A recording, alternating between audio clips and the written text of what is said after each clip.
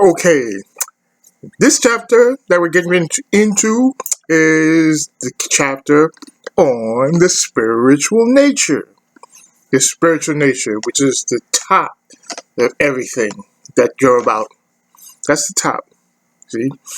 That's our nature. That's connecting us to what is real. It's no longer trying to focus on the illusions that we talk about, the illusions of the ego. The illusions is that wonderful experiential world that allows us and God, if you want to even say, allows both us and God to experience creation on a level of really starting to pick it apart and understand it, which that's really very, very much of what I would consider just a blessing. It's just something that has such um, riveting uh, a riveting types of a sense of wow, this is so fantastic. Let me figure this out. Let me pick this apart. Let me try to understand this. Let me get a handle of what this wonderful, beautiful, splendiferous thing that's going on here is. I don't kind of know exactly what it is. I can't put my finger on it really exactly, but if I just keep thinking about it and keep trying to decipher and take it apart and wrap my mind around it, I might get even more of the joy that I can always feel from just being here in this thing, whatever it is. So, when we think and we talk like this, uh-oh, uh-oh, okay, pardon the interruption for the important phone call. But as I was saying, when we think, when we think and we talk like that, we are talking from the perspective of our spiritual nature. Because that's really all the spiritual nature is. The spiritual nature is that wonderment, that sense of what is this? Wow, what is this? I mean, I'm seeing the sky, I'm seeing all the productions of humankind, I'm seeing animals and their functions, I'm seeing uh, uh, get everything. I'm seeing how the plants are growing and growing stuff that we can eat and how there's gigantic mountains, rivers that's full in water, and not even as just a mass on the planet that's coming down from the sky, making it big oceans and the atmosphere and outside of all of that, there's planets and there's stars and there's things, and it's like, and like, and like when you're able to start to perceive this type of awesomeness, it's like just a wonderful thing when your mind decides to expand and really try to encompass as much as that feeling as you can. See, as you can see, I'm excited like crazy. Most people, as you know, they're going to focus on the individual situation, and rightly so. I mean, the ego's working, and when those callings of the ego are a lot stronger than the callings of the spiritual nature. That's where the focus is going to be.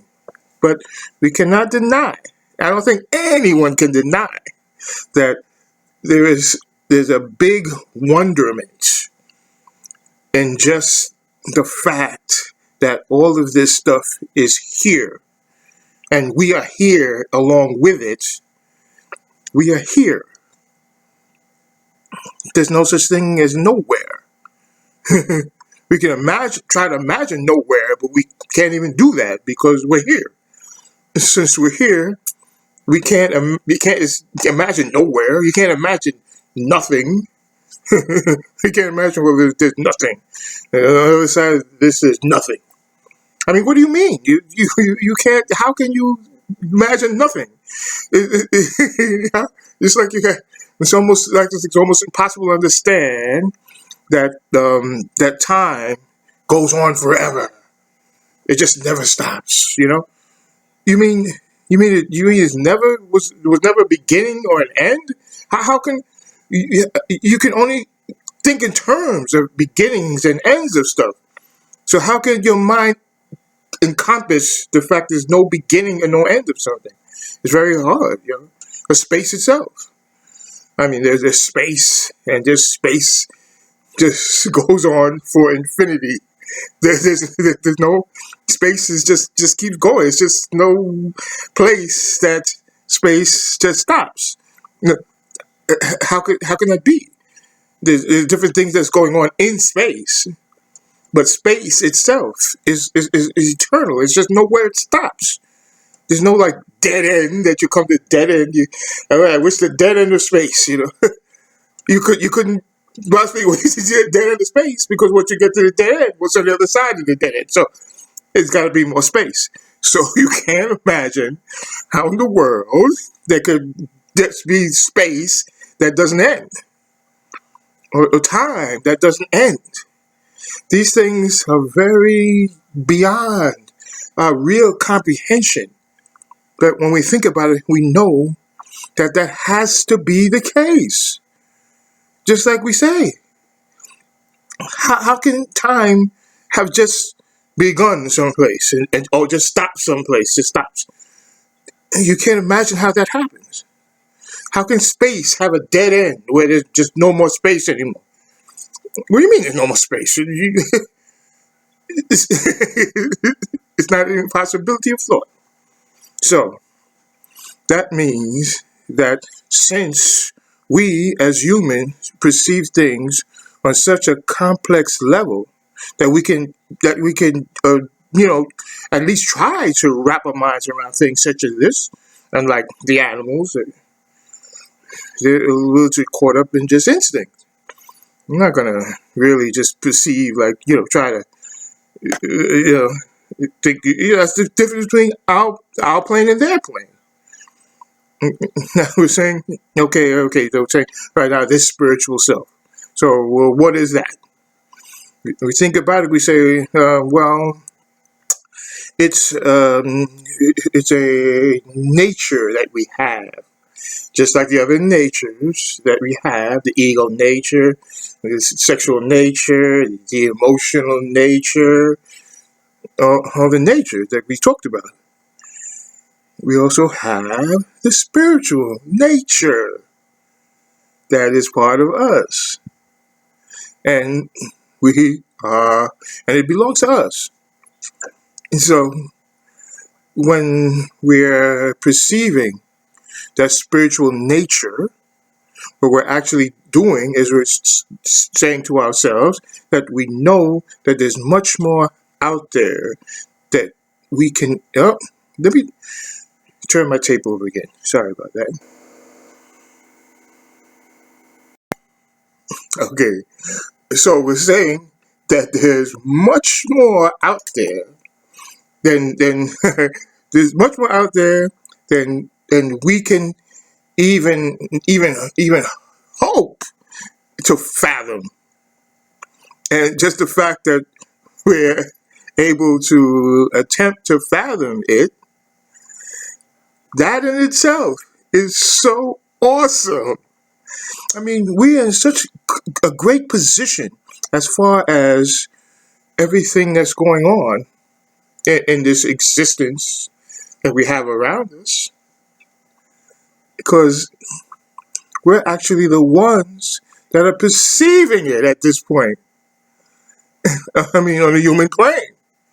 At the same time, the more that we really focus on that awesomeness, the more uh, in awe, we could be walking around like constantly, like we have to sort of couch it a bit because you don't want to just like be walking around just like toward the most awesomeness all the time, you know, about the awesomeness that's around us.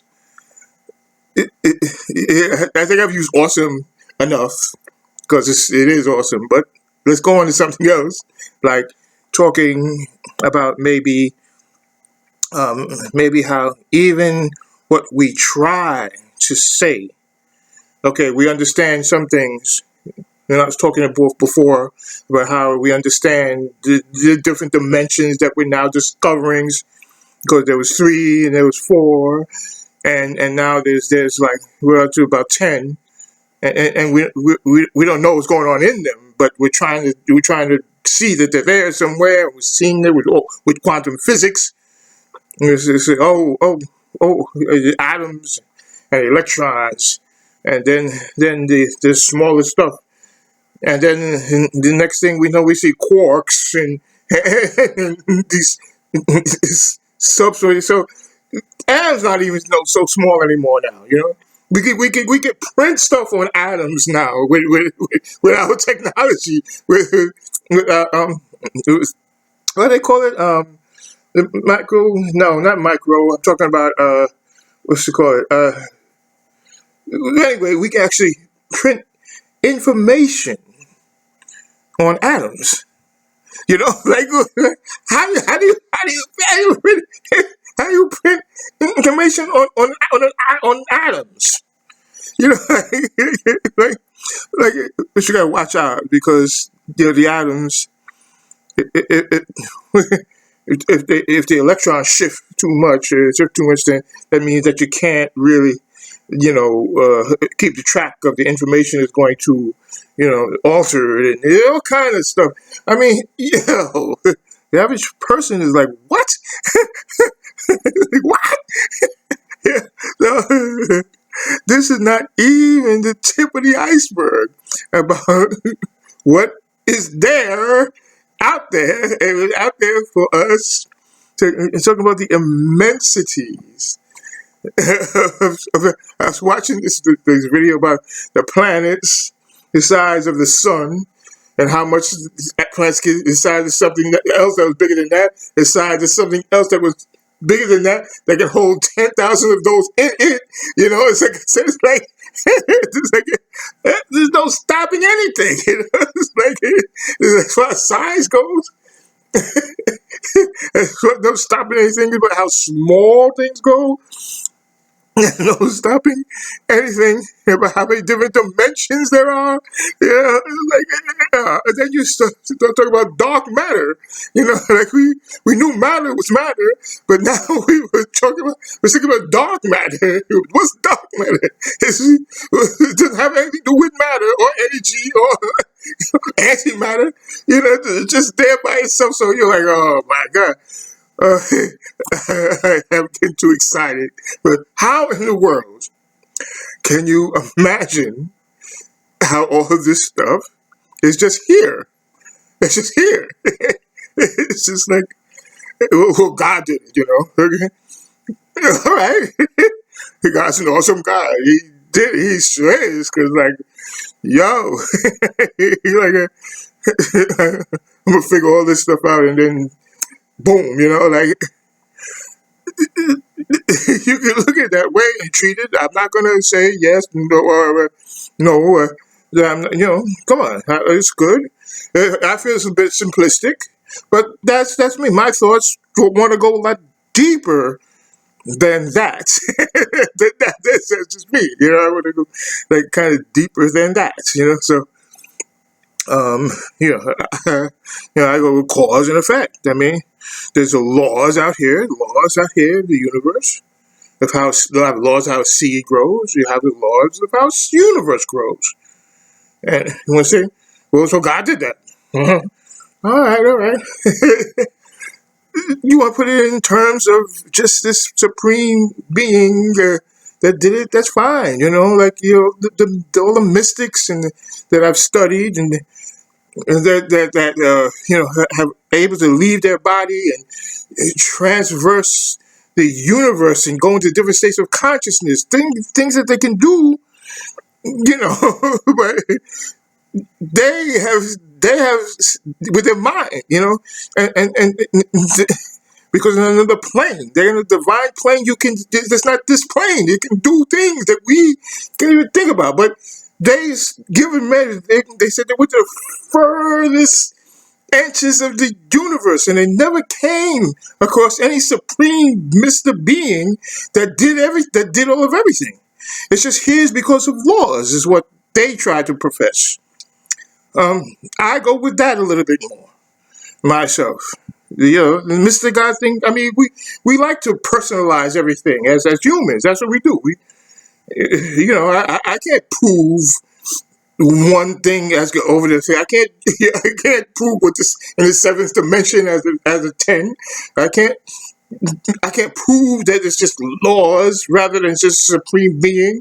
But my thoughts go to a place that I think is a bit deeper than the Mr. God thing.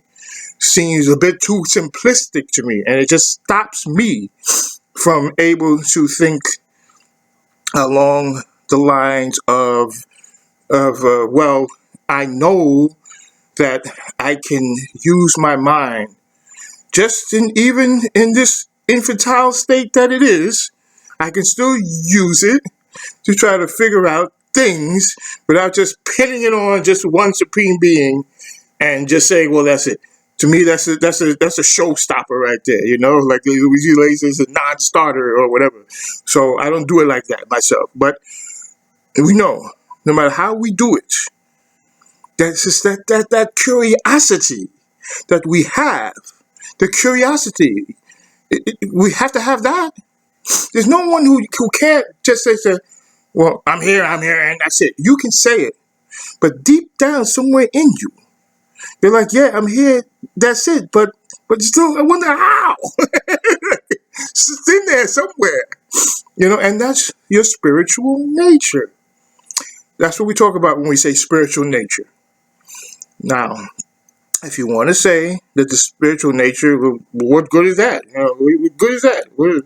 When you understand that you have this, and that even the mystics, the mystics that know how to do things that we would never even imagine doing, even the mystics leaving their body, coming, teleporting, transferring themselves someplace else and creating different bodies and entities.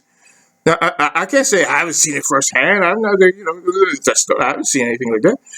I've seen amazing mental stuff that seems impossible. That's sensory stuff. That I've seen that. I'll just point to one Western guy, so you don't think I'm going to start going that Mr. Eastern Indian, Tibetan, like whatever, no, okay, fine, okay. Here in the West, most people have heard of Edgar Cayce, and he was a guy who could just mentally know things about things that you can't just know about things like that unless you have some kind of special abilities, special power. Everybody doesn't know him. Look him up, Google him, find out some of the things he did, and then say, okay, fine, I see what you mean. That's all. I'm not going to Jesus Christ because you can't, I can't Google him. I can't, come up with stuff that, people were saying that we've seen this happen and we've experienced that, and that he did this. It's too far back in time. Don't want people going to just say that listen, you have to have faith. You have to know and believe, It's believe is a know, and that's a. I'm not going to go there myself. I'm just going to say that there are mystical things, plenty of metaphysical things and phenomena. If you seek to find them, you will find them, and you will be in awe about what some of these actual people have done, because they have special powers, special abilities, special connections, under special understanding of things that are spiritual in nature. They weren't material in nature. This one, they're not thinking about the desires of the ego, in order to get to those levels, you got to let go of those things. Like, mostly, if you do it totally, then you're really up there. But before you start to do this mystical stuff that you're talking about, you got to let go of a lot of stuff that has to do with the mundane world. People can do that stuff because they're a bit more advanced in the natural abilities. When we talk about natural abilities, it's the spiritual nature. They're adepts. Some they're actually called adepts. They're as an adept because they're adepts. they can handle things of the spiritual, the spiritual, neighborhood. The spiritual vibrations, the spiritual understanding, the spiritual connections, and so. I keep using that word spiritual, because it's metaphysical that I'm talking about. Physical is one thing. Metaphysical is something else. And then the metaphysical shows us that we're not who we can be as yet. We can be a lot more, and we will be a lot more, because evolution says that we will be a lot more. And our spiritual journey is only beginning. Well, and we're somewhere in the process of it already, but but it's far from over. Far from over. Yes, I can easily say that. And stuff that we know now and do now, because that we're on this plane, and our spiritual manifestation has put us here to get this type of training and this type of experience and this type of learning. And after some initiation, we'll be able to move on to what's next. And it's beautiful. It's beautiful to think about things like this. It's like we're headed somewhere. Our spirit, and it takes us form in a way that makes us that we are actually the ones that are doing the experiencing. We're the ones that are actually the eyes and the ears and the taste and the touch and, and the smell, and that's us. That's us. That's the most wonderful place to be, because until we talk about getting higher than that, but at this level, we are definitely at a splendid level. So we're doing all these things with our senses, and we're understanding what it's all about. So even during like the bad times that we have, things are not going so great at this time for us, or whatever, on a personal level, on level of the mundane world. This sucks. But we can still go back and say, listen, it's not over. Nothing's over. This is just like some little preliminary skirmish, little bump. We got so much to go to get to real glory. I mean, real serious glory. The glory that's awaiting us. of the true spiritual understanding. That's where the glory is. And talk about, the true spiritual understanding. And the more that we get of it, the more of it that we rise into it, the more that we evolve along with it, and have our karma reflect all of those things that I've just mentioned, then there's nothing but good stuff to look forward to, as far as I see. Nothing but good stuff. Great stuff, as a matter of fact. Not good stuff, great stuff. They put it in the words that most mundane people understand, or however everyone wants to understand. Listen, we're in God's hands. And God's hands have a plan for us. And that plan is all good. That's why when people start talking about hell and all of this kind of stuff, I don't know. I wouldn't want to be following some God that I thought was going to be that kind of vicious. It's like, okay, you messed up, and I'm sorry, so I'm going to put you in hell for eternity and burn you. And I mean, I can't go along with those kinds of thoughts. They don't make sense to me. They don't resonate with how I feel about things. They just don't. I like things that make sense. I like things that don't have so much don't have much contradiction. That's it. We're like, well, why would he do that? I mean, why would he do that? Because nobody would do that. I mean, the spiritual nature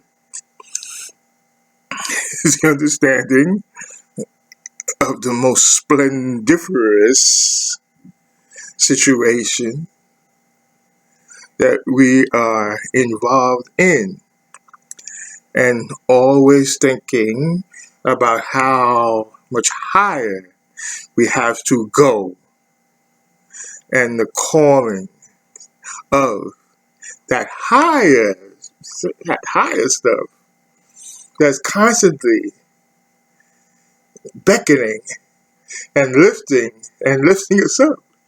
The more that we pay attention to it, the easier it is to rise on that wave, because it's taking us up there. That's my way of trying to understand it, and that's why I think that is one of the most important features of really attaining joy. That understanding. It will put you in constant joy. And not a false joy, a sensible joy, a joy that makes sense. That's what I love about this joy. It's not somebody just telling you, oh, just have joy, just believe you have joy, and I can do it. But no, that's not the way that sits best with me. The way that sits best with me is that it makes so much total sense. It takes away so much contradictions about some of the things that I've heard in the past, and try to understand and try to follow it. It takes away all of that. That's the beauty of it. We want to be able to think free and think clear, and that clearness, we wanted to take us to a higher level, because it is so free and clear. See, the spiritual nature will do that. It is doing that.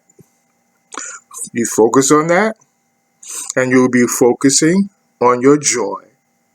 Okay, so let me end this chapter right here, and check my my titles are, so I see what the next chapter will get into that. Okay, that's it for now. Bye.